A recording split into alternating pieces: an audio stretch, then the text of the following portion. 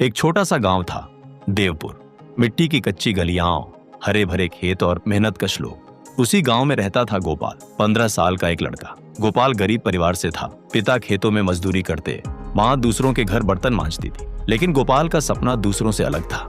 वो कहता, एक दिन मैं बड़ा बिजनेसमैन बनूंगा माँ, मैं खेत नहीं अपनी कंपनी चलाऊंगा।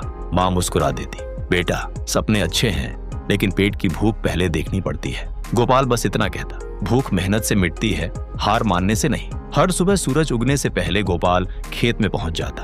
वो बैलों को जोतता, मिट्टी पलटता और दोपहर तक काम करता। लेकिन उसके मन में कुछ और चलता रहता, मैं फसल नहीं भविष्य उगाना चाहता हूँ। एक दिन खेत के किनारे शहर से एक व्यापारी आया था, राकेश सर। वो गांव वालों से सब्जियां खरीदने आया था। गोपाल ने हिम्मत करके पूछा, सर आप इतना बड़ा व्यापार कैसे करते हैं? राकेश मुस्कुराया, बेटा व्यापार सिर्फ पैसों से नहीं, सोच से बड़ा होता है। उस दिन गोपाल के मन में एक बीज बोया गया, सोच बदलो तो हालात बदलेंगे।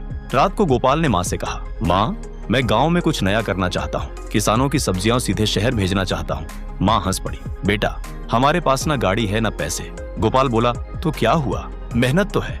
अगले दिन से उसने सब्जियों की छटाई शुरू की, ताजी सब्जियां चुनकर अपने साइकिल पर रखी और पास के कस्बे की मंडी में बेचने चला गया। शुरुआत में लोग हंसे, अरे गोपाल अब व्यापारी बनेगा। लेकिन गोपाल चुपचाप मेहनत करता रहा। पहले हफ्ते में उसे घाटा हुआ, सब्जियां खराब हो गई, कुछ लोग पैसे नहीं दिए। वो उदास होकर खेत में बैठ गया।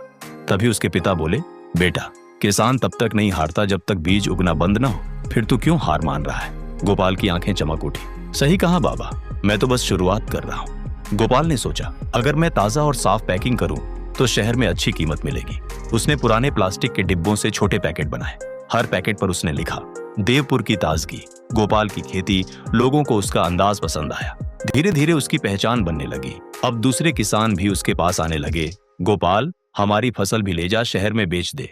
गोपाल ने सबको जोड़ा और एक छोटा सा समूह बना लिया। उसने मोबाइल से ऑर्डर लेना सीखा, मंडी में भाव पूछे और ईमानदारी से हिसाब रखा। गांव में पहली बार सबको सही दाम मिलने लगा।